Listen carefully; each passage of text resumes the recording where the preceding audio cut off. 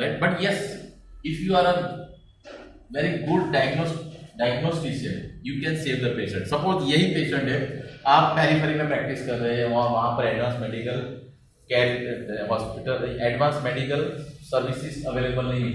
Patient को आपको ये तीनों सीन, पेशेंट की जेबीपी हाई है, पेशेंट की ब्लड प्रेशर एकदम रैपिडली फॉल हो रहा है, आपने अपेक्स स्पीड चेक किया, पेशेंट का हार्ट साउंड बहुत डिस्टेंट आ रहा है, आपको लगा कि yes patient is in tamponade. Hello, kindly all of you please stand up.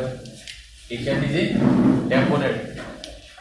आपको पता है कि कुछ अगर इस properly treat नहीं हुआ the patient will die due to this is a obstruction, external obstruction. This is again you can say obstructive. Patient will go into obstructive shock and patient will die.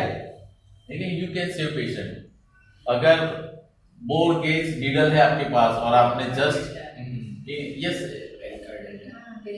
One type of pericardial tapping करोगे, आपने just खाली bore gauge needle यहाँ से डालोगे तो क्या होगा, एकदम प्रेशर के साथ जो भी फ्लूइड है, ब्लड है या एक्स्ट्रा सेलुलर फ्लूइड है, एकदम रैपिडली उस बोर गेज नीडल से बाहर आएगा और वहां यहाँ का प्रेशर कम होगा, यहाँ का प्रेशर कम होगा तो वेंट्रिकुलर पर जो आउटर प्रेशर है वो कम होगा and ventricle will become relax, और रिलैक्स होगा तो वेंट्रिकुलर फीलिंग इंक्रीज होगी, वेंट्रिकुलर फीलिंग इंक्रीज होगी तो कार्डियक आउट स्ट्रोक वॉल्यूम बढ़ेगा, कार्डियक आउटपुट बढ़ेगा एंड देयर इज चांस के पेशेंट का हेमोडायनामिकल जो इंस्टेबिलिटी है वो थोड़ी बहुत स्टेबल होगी and you can save the patient, otherwise patient is going to die. Just proper diagnostic method से आपने जस्ट एक प्रिक किया and you can save the patient, otherwise आप कितनी भी आप advance medical you can say facility है लेकिन आप प्रॉपर डायग्नोसिस नहीं कर पाओगे, पेशेंट विल डाई।